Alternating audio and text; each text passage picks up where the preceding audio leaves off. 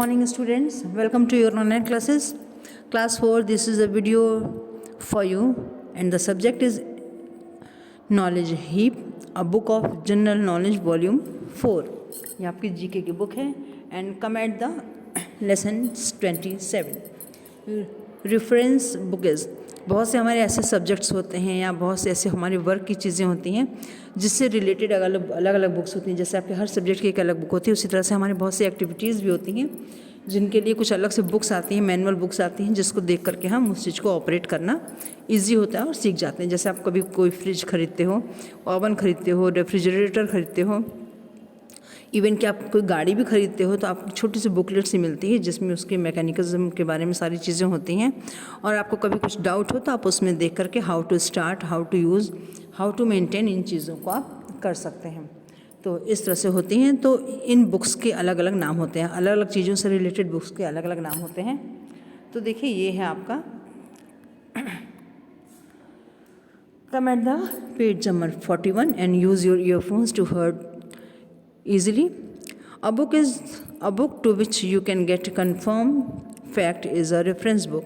किसी चीज़ के बारे में अच्छे से कन्फर्मली जानने के लिए एक रेफरेंस बुक होती है। Reference books are the referred for particular information rather than read beginning to and.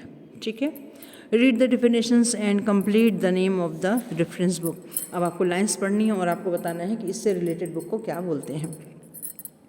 Number 1, a book that listed information in alphabetical order. Alphabetical order में किसी बुक में जो सारे के सारे शब्द लिखे होते हैं, इन्फॉर्मेशन होता है उन शब्दों का, उसको बोलते हैं, देखिए सामने है dictionary. Number 2, a book of maps, map की बुक को बोलते हैं Atlas. Number 3, a book which provide information about many different subjects. अलग अलग सब्जेक्ट्स के लिए एक जो बुक होती है उसको बोलते हैं इंसाइक्लोपीडिया।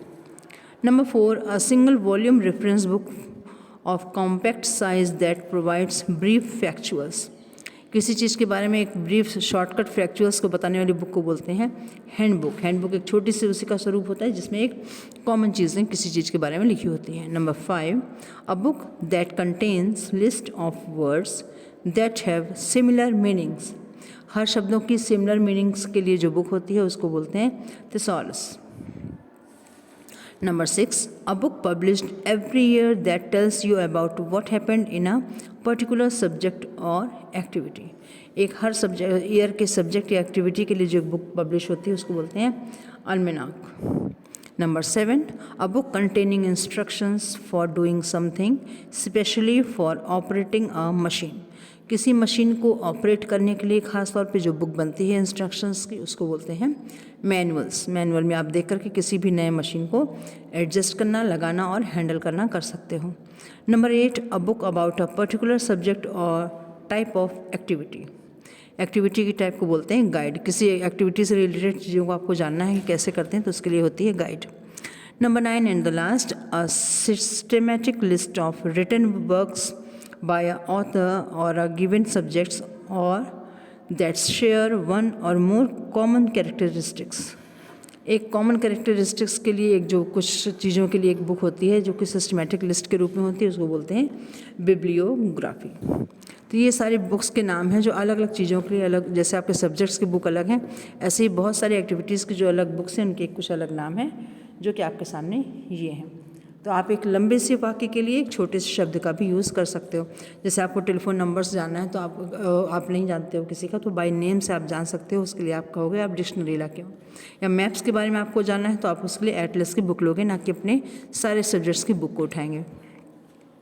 चलिए ये हो गया अभी फिनिश लेसन 27 और लेसन 28 के लिए अगली वीडियो अपडेट कीजिए। Till then take care and good bye.